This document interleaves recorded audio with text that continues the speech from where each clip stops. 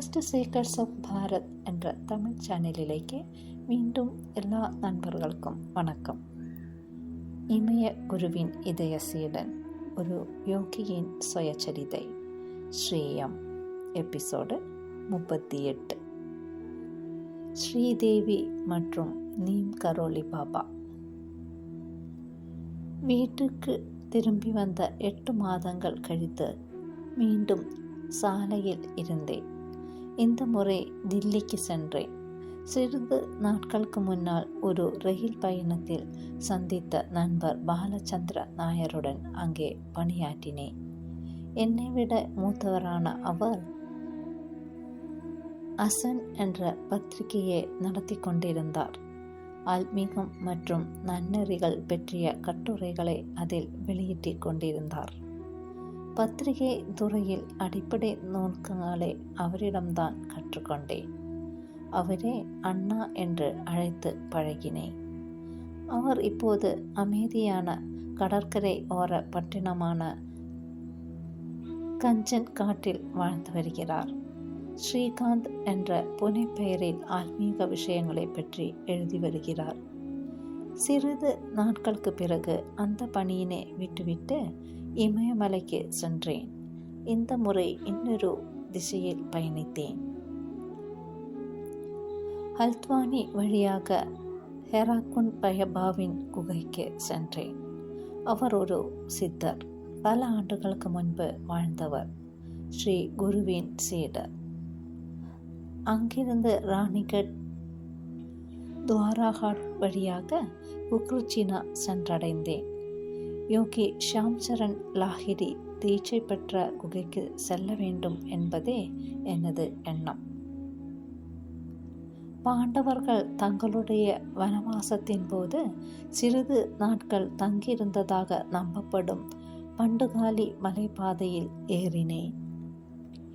கற்கள் நிறைந்த மலையில் அங்கும் இங்கும் பற்றி ஏறி இறங்கி குகையை சென்றடைந்தேன். அங்கே யாரும் இல்லை. களங்கமற்ற பெரும் அமைதி நிலவியது. அங்கே அமர்ந்து கிரியா பயிற்சி செய்தேன். எந்தவித முயற்சியும் இல்லாமல் ஆழ்நிலைக்கு சென்றேன். மாறுபட்ட உணர்வுகள் என்னை ஆட்கொண்டன. இதய மையத்தில் ஸ்ரீ குருவின் இருப்பை உணர்ந்தேன். பரவச நிலையிலிருந்து வெளிப்பட்டேன். குகைக்குள் சுரங்கப்பாதை ஒன்று சுழன்று சென்றது. அதை ஆராய முடிவு செய்தேன். உள்ளே இருட்டாக இருந்தது.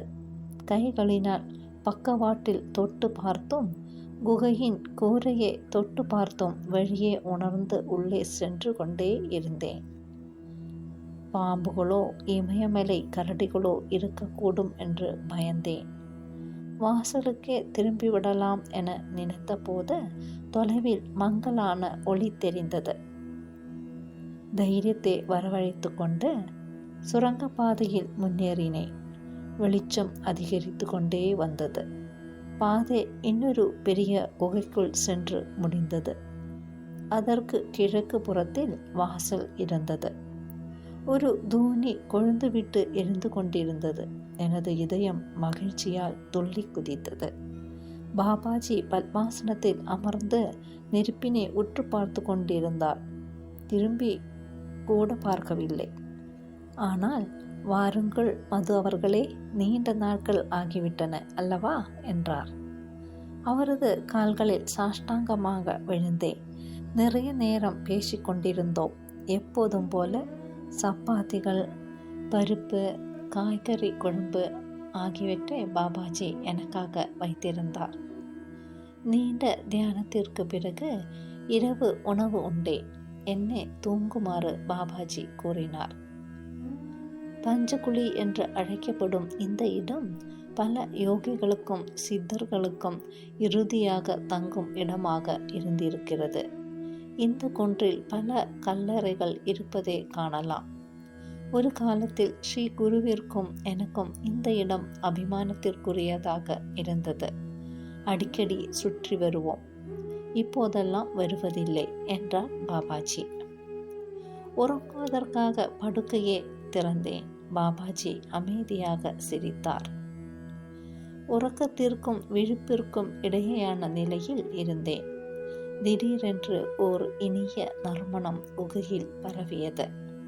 எழுந்திருக்கவில்லை, ஆனால் தூக்கத்தை உதறி கவனத்துடன் இருந்தேன். ஒளி ஊடுருவக்கூடிய வெண்மையான பிரகாசமான மனித உருவம் ஒன்று வெண்ணிற ஆடைகளை போர்த்தி கொண்டு குகையினுள் மிதந்து வந்தது. தூணியின் முன் மெதுவாக இறங்கி நின்றபோது அது ஒரு பெண் என்பதையும், அவர் மிக அழகாகவும் நீண்ட அடர்த்தியான கூந்தலை உடையவராக இருந்தார் என்பதையும் பார்க்க முடிந்தது.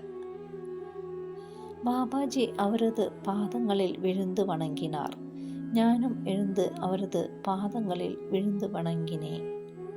ஓஹோ, இந்த இளைய ஆத்மாதான் பல வருடங்களுக்கு முன்பே நம்மை தெரிந்து வைத்திருந்தவரா என்று சங்கீதம் போன்ற இனிமையான குரலில் கூறிவிட்டு அருகில் வா என்று என்னை அழைத்தார். அவரே நோக்கி நகர்ந்தேன். அவர் தமது விரல்களால் எனது முடியை துழாவினார். எனது கன்னங்களை வருடி தனது நெஞ்சோடு அணைத்து கொண்டார். அவரிடமிருந்து வந்த இனிய நறுமணம் எனது ஆத்மாவை நிறைந்து ஒவ்வொரு அங்கத்திற்குள்ளும் ஊடுருவியது. நெடுநாட்களாக பிரிந்திருந்த மகன் தாயுடன் மீண்டும் இணைந்தது போல் உணர்ந்தேன்.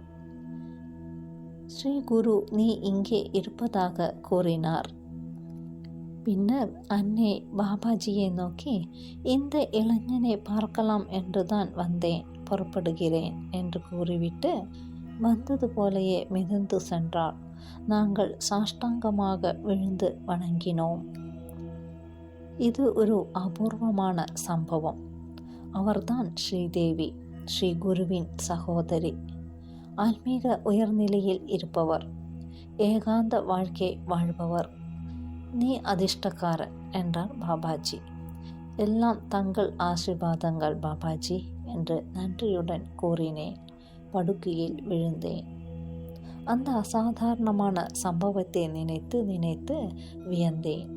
வெளி உலகில் ஏன் எனது இல்லத்திலேயே இந்த சம்பவத்தை கூறினால் யாராவது நம்புவார்களா என்று யோசித்தேன். எப்போது உறங்கினேன் என்றே தெரியவில்லை. அடுத்த நாள் குகையை விட்டு புறப்பட்டு துவாரகாட்டிற்கு வந்தோம். அங்கே பாபாஜி என்னிடம் பிரிய வேண்டிய நேரம் வந்துவிட்டது. மாயாவதியில் சுவாமி விவேகானந்தர் நிறுவியிருக்கும் அத்வைத ஆசிரமத்திற்கு செல். பின் மிகர்டோலாவில் இருக்கும் உத்தர பிருந்தாவன ஆசிரமத்திற்கு சென்று அதன் தலைவர் ஸ்ரீ மாதவ ஆசிஷ் அவர்களை பார். ராணிக்கோட்டிற்கும் அல்மோராவிற்கும் இடையே இருக்கும் கயாஞ்சி சென்று அவதூதர் நீம் கரோலி பாபாவையும் தரிசனம் செய்து கொள். அங்கிருந்து காசி சென்று ராமகிருஷ்ணா சேவா ஆசிரமத்தில் தங்கியிருந்து பிறகு வேலூர் மடத்திற்கு செல் என்று கூறினார். துவாரகாட்டிலிருந்து லோகா காட்டிற்கு பஸ்ஸில் சென்று அங்கிருந்து மாயாவதிக்கு ஒரு ஜீப்பில் சென்றேன். மாயாவதியில் தலைமை சுவாமிஜியை சந்தித்தேன். அவர் பிரபுத்தா பரதா என்ற பத்திரிகையின் பதிப்பாசிரியராகவும் இருந்தார். பொதுவாக அந்த ஆசிரமத்தில் முன் அனுமதியின்றி தங்க முடியாது என்றும், ஆனாலும் விசேஷமாக என்னை 2 நாட்கள் தங்குவதற்கு அனுமதி கொடுப்பதாகவும் சாமுஜி கூறினார். இமயமலையில் ഞാൻ தங்கியிருந்த ஆசிரமங்களிலேயே அதுதான் மிக அழகான ஆசிரமம். சிலை வழிபாடு இன்றி வேதாந்த வாழ்க்கையை விரும்புபவர்களுக்காக விவேகானந்தரால் விசேஷமாக அமைக்கப்பட்ட அத்வைதாசிரமம். அங்கே ராமகிருஷ்ணருக்காக கோவில் அர்ப்பணிக்கப்படவில்லை. எனவே தினசரி பூஜை என்று அங்கே எதுவும் கிடையாது. ஈராக் நாட்டை சேர்ந்த டாக்டர் ஒருவர் ராமகிருஷ்ண மடத்தில் தீட்சை அளிக்கப்பட்டு துறவரம் பூண்டு சுவாமி தேவாத்மானந்தா என்ற பெயருடன் மாயாவதி ஆசிரமத்தில் தங்கியிருந்தார். அவரை சந்தித்தேன். நான் காசிக்கு செல்ல போவதாக கூறியதும் அவர் காசியில் இருக்கும் ராமகிருஷ்ணா சேவாசிரமத்திற்கு ஒரு கடிதம் கொடுத்தார். இன்னும் சில நாட்களில் அவரும் காசிக்கு செல்ல இருப்பதாக கூறினார். மாயாவதியில் இருந்து மிகிர்டோலா சென்றேன். அங்கே கோபால் தா என்று அழைக்கப்படும் ஸ்ரீ கிருஷ்ண பிரேம் அவர்களின் உத்தர பிருந்தாவன் ஆசிரமம் அமைந்திருந்தது. கிருஷ்ண பிரேம் அவர்கள் 1965 காலமாகிவிட்டார். அவரது சீடரும் வாரிசுமான ஸ்ரீ மாதவ் ஆஷிஷ் அவர்களை சந்திக்க அங்கே சென்றேன். அல்மோராவில் இருந்து 35 கிலோமீட்டர் தொலைவில் இருந்து மிகிர்டோலாவில் அருமையான கிருஷ்ணர் கோவிலுடன் கூடிய ஒரு ஆசிரமத்தை வங்காளத்து பெண் துறவியான யசோதா மாயி அவர்கள் நிறுவினார். கொல்கத்தா உயர் நீதிமன்றத்தின் நீதிபதி சக்கரவர்த்தி அவர்களின் புதல்வியான அவருக்கு 7 வயதான போது விவேகானந்தர் அவர்களால் தெய்வீக அன்னையாக உணரப்பட்டு குமரி பூஜா என்ற பயிற்சியில் மூலமாக பூஜிக்கப்பட்டார். யசோதாமாயி வைதீகமான வைஷ்ணவ சாதகர். அவருக்கு அனைத்தும் ஸ்ரீகிருஷ்ணனே. உத்தர பிருந்தாவன் ஆசிரமத்துக்கு வந்து சேர்ந்த கிருஷ்ண பிரேம் அவர்களின் பூர்வாசிரம பெயர் ப்ரொஃபஸர் ரொனால்ட் நிக்சன். அவர் ஒரு பிரிட்டிஷ்காரர். கேம்பிரிட்ஜ் பல்கலைக்கழகத்தின் பயின்று பட்டம் பெற்றவர். லக்னோ பல்கலைக்கழகத்திலும் காசியிலும் ஆங்கில இலக்கியத்தை கற்றுத்தந்து கொண்டிருந்தார். சம்ஸ்கிருதத்தையும் பாலி மொழியையும் கற்றவர். இந்தி மற்றும் வங்காள மொழிகளை தடங்களின்றி பேசுபவர்களாகவும் இருந்தார். ஸ்ரீ மாதவ் ஆஷிஷ் அவர்களிடமிருந்துதான் இவையெல்லாம் கேள்விப்பட்டேன். அவரும் பிரிட்டிஷ்காரர் தான். சுற்றிலும் மலைகளால் சூழப்பட்டு பைன் மரங்கள் நிறைந்திருந்த பகுதியில் ஆசிரமம் அமைந்திருந்தது. ஆசிரமத்துக்கு நுழைந்ததும் வசீகரமானதொரு தோட்டத்தில் இருப்பது போல் உணர்ந்தேன். எங்கும் பசுமை, மலர்ந்து இதழ் விழித்த பூக்கள் எங்கும் நிறைந்திருந்தன. அமைதி சூழ்ந்து இருந்தது. அந்த பசுமையின் மையத்தில் சாம்பல் நிறத்தில் குவிந்த கூரை கொண்ட ஒரு மண்டபத்தை கண்டேன். அருகில் சென்றேன். அது கிருஷ்ணனின் ஆலயம். படிக்கட்டுகளில் ஏறி கோவிலில் நுழைந்தேன். ராதா மற்றும் கிருஷ்ணனின் அழகிய சிலைகள் இருந்தன. அங்கு எல்லாமே கௌடிய வைஷ்ணவ முறைப்படி நடத்தப்பட்டன. மணி ஒலித்தது. சேகண்டியின் இன்னிசையுடன் ஆர்த்தி காணிக்கப்பட்டது. சந்தியா காலங்களில் சங்குலி முழக்கத்துடன் நைவேத்தியம் படைக்கப்பட்டது. ராதா கிருஷ்ணனின் விக்கிரகங்கள் உறங்க வைக்கப்பட்டன. சுப்பிரபாதத்துடன் எழுப்பப்பட்டன. எல்லாம் சடங்குகளும் முறைப்படி செய்யப்பட்டன.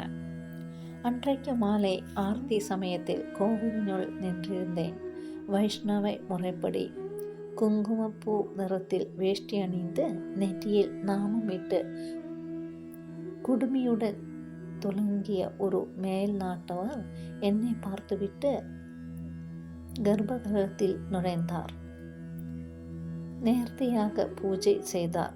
கோவிலில் 2 அல்லது 3 பேர்தான் இருந்தனர். பூஜை முடிந்ததும் வெளியே வந்தார். வணங்கினேன். அவரது பாதங்களை தொட்டேன். மாதவ் ஆஷிஷ் என்று தன்னை அறிமுகப்படுத்தி கொண்டார். யசோதா மாயிக்கும் ஸ்ரீ கிருஷ்ணா பிரேமிற்கும் சீடன் என்று தூய ஆங்கிலத்தில் பேசினார். இப்போதுதான் வந்தாயா என்று கேட்டார். ஆம் மகாராஜ், இமயமலையில் பயணம் செய்து கொண்டிருந்தேன். எனது குரு இந்த ஆசிரமத்திற்கு சென்று வரும்படி கூறினார். ஒரு நாளைக்கு இங்கே தங்கலாமா என்று கேட்டேன். உனது இல்லம் போல நினைத்துக்கொள். உனக்கான அறையை காண்பிக்கிறேன். அதிர்ஷ்டவசமாக இப்போது சில வருகையாளர்கள் தான் இருக்கிறார்கள் என்றார் அவர். சுவையான இரவு உணவிற்கு பிறகு மாதவ் ஆஷிஷ் தனது இல்லத்திற்கு வரும்படி அழைப்பு விடுத்தார். சென்றேன். தவறாக எடுத்துக்கொள்ள வேண்டாம், எனக்கு புகைப்பிடிக்கும் பழக்கம் உண்டு என்று கூறி புகைக்குழாயை பற்ற வைத்து கொண்டார். நல்ல புகையிலையின் நறுமணம் அறையை சூழ்ந்தது. இரவு நெடுநேரம் பேசிக்கொண்டிருந்தோம். நாங்கள் எல்லாம் ஐதீகமான வைஷ்ணவர்களாக இருக்கிறோம். பாபாஜி கற்பித்த முறைகளில் தொடர்ந்து செல். அதுதான் உனக்கு நல்லது. உனது கண்களில் அற்புதமான விஷயங்களை பார்க்கிறேன். பாபாஜி உனக்கு வைஷ்ணவ மந்திரத்தை கொடுத்திருக்கிறாரா என்று அவர் கேட்டார். ஆம், தோகர் கிரியாவில் ஓம் நமோ பகவதே வாசுதேவாயா என்கிற மந்திரத்தை உச்சரிக்க வேண்டும். ஹரிஹரி என்று உணர்ச்சி வசப்பட்டார். ஐம் ஸ்ரீ கிருஷ்ணா. இமயமலையில் மகத்தான ஆசான்கள் பலர் இருக்கிறார்கள். ஒருவேளை நீயும் அப்படிப்பட்டதொரு ஆசான் மூலமாகத்தான் எங்களோடு தொடர்பு கொள்ள வந்திருக்கிறாயோ என்னவோ. நீ படுத்திருக்க வேண்டிய நேரம் இது என்று கூறி பேச்சை முடித்து கொண்டார். பல ஆண்டுகளுக்கு பிறகு ஆஷாத்தா என்று அழைக்கப்பட்ட மாதவ் ஆஷிஷ் நீண்ட கால நோய்வாய்ப்பட்டிருந்து உயிர் நீத்தார் என்று டாக்டர் கரண் சிங் மூலமாக கேள்விப்பட்டேன். அடுத்த நாள் ஸ்ரீ மாதவ் ஆஷிஷ் அவர்களிடம் விடை பெற்று கொண்டு கயாஞ்சிக்கு புறப்பட்டேன். வாய்ப்பிருந்தால் அங்கே நீம் கரோலி பாபாவை தரிசிக்க முடியும் என நினைத்தேன். ഞാൻ அதிர்ஷ்டக்காரன். கயாஞ்சிக்கு போய் சேர்ந்ததும் முதல் நாள்தான் அவர் அங்கே விஜயம் செய்திருக்கிறார் என்றும் இன்னும் சில நாட்கள் அங்கேயே தங்கியிருக்க போகிறார் என்றும் தெரிந்து கொண்டேன். நீம் கரோலி பாபா தங்கியிருக்கும் எல்லா இடங்களைப் போலவே அந்த ஆசிரமத்திலும் ஒரு பெரிய ஹனுமார் சிலை பிரதிஷ்டை செய்யப்பட்டிருந்தது. வாயுவின் புதல்வனான ஹனுமான் அசாதாரணமான சக்தியையும் திறமையையும் பெற்று அயோத்தியாவின் இளவரசனான ஸ்ரீராமரிடம் அன்பும் பக்தியும் கொண்டு அவருக்கு நெருக்கமாகவும் இருந்தார்.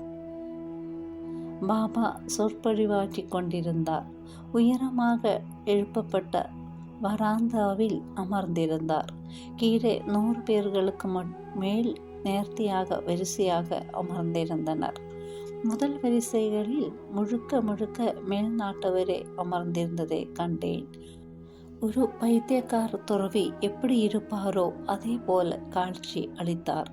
நெருக்கமாக வெட்டப்பட்ட நரைத்த தலைமுடி, நரைத்த மீசை அவரது பருத்த முகத்தில் மேல் உதடை அலங்கரித்தது. குண்டாக வெற்று மார்புடன் இருந்தார். கனத்த வயிற்றை சுற்றி கட்டங்கள் போட்ட சிவப்பு, வெள்ளை, கருப்பு வண்ண கம்பளி சால்வாயை அணிந்திருந்தார். சத்தம் போட்டு சிரித்தார்.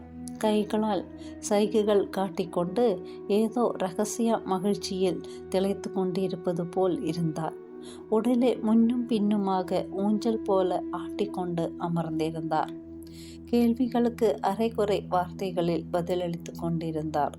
பல முறை ராம் ராம் என்று சொல்லிக் கொண்டிருந்தார். யாரோ ஒருவர் அவர் அருகில் மண்டியிட்டு வணங்கிய போது அவரது முதுகை பலமாக அடித்து, நீ அவரை எங்கே தேடிக்கொண்டிருக்கிறாய்? அவர் எங்கும் நிறைந்திருக்கிறார். ராம் ராம் என்று சொல்லு என இந்தியில் கூறினார். தூரத்திலிருந்து அவரை பார்த்து கொண்டிருந்தேன். என்னை போன்ற அற்பமான ஒருவனை ஏற்றெடுத்தும் பார்ப்பாரா என்று யோசித்து கொண்டிருந்த போதே அவர் தனது கழுத்தை வளைத்து என்னை பார்த்தார். அவரது கண்கள் விரிவடைந்தன. மின்சாரம் பாய்வது போல் பலமான அதிர்ச்சி எனது கழுத்தின் மேல் பாய்ந்து தலைக்குள் சென்றது. பாபாஜி கா பச்சா, இங்கே வா, நீதான் என என்னை கை காட்டி அழைத்தார். போ, உன்னை தான் அழைக்கிறார் என்று யாரோ கிசுகிசுத்தார்கள். முன்னால் சென்றேன். மேலே வா என்றார். படிக்கட்டுகளில் ஏறி அருகில் சென்றேன். வாசனை திரவியங்களின் நறுமணத்தை உணர்ந்தேன். என்னை ஓர் இழுத்தார். அவரது மடியில் உட்காருவது போல் விழுந்தேன். சால்வை மடிப்பினுள் கையை நுழைத்து ஒரு ஆப்பிள் பழத்தை எடுத்து கையில் திணித்தார். சாப்பிடு என்றார். ஆப்பிளை சாப்பிடலாமா வேண்டாமா என யோசித்தேன். அழுக்காகவும் இருந்தது. உண்பதை தவிர வேறு வழி இல்லை என்று தோன்றியது. அவசரமாக கடித்து சாப்பிட்டேன். வினோதமாக அதில் அழுகிய சுவை இல்லை. எனது வாழ்த்துக்களை பாபாஜியிடம் கூறு. ராம் ராம், நீ போகலாம். என்று கூறி என்னை தள்ளினார்.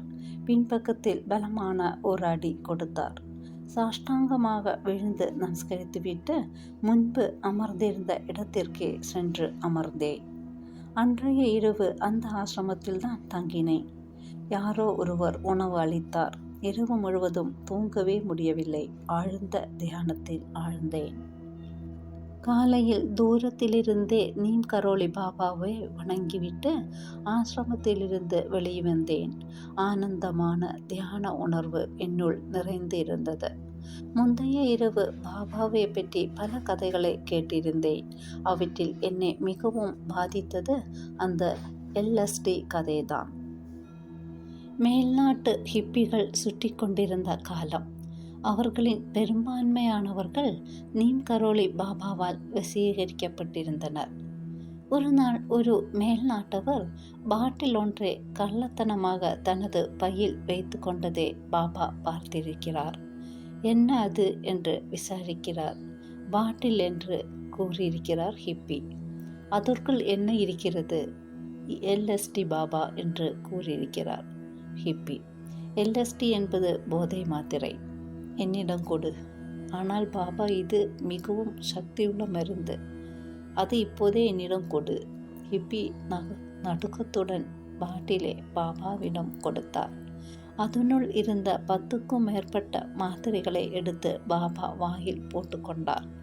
LSD போதை மருந்தை அளவுக்கு அதிகமாக எடுத்துக்கொண்டால் மரணம் சம்பவிக்கும் என்பதை அறிந்திருந்த அனைத்து மேலை நாட்டவர்களும் பாபாஜிக்கு உதவ முடியாமல் பயத்துடன் பார்த்தவாறு இருந்தார்கள். 1 அல்லது 2 நிமிடங்களில் பாபாஜி வினோதமாக செயல்பட ஆரம்பித்தார். உருமினார், கத்தினார், கண்களை சுழலவிட்டார், நாக்கினை வெளியே துரத்தி உடலை சுழற்றி கொண்டே இருந்தார். விபரீத நிகழ்வு போகிறது என ஹிப்பிகள் நினைத்தனர். மாறாக பாபாவின் வினோத செயல்கள் எப்படி திடீரென ஆரம்பித்தனவோ அதே போல திடீரென நின்றுவிட்டன.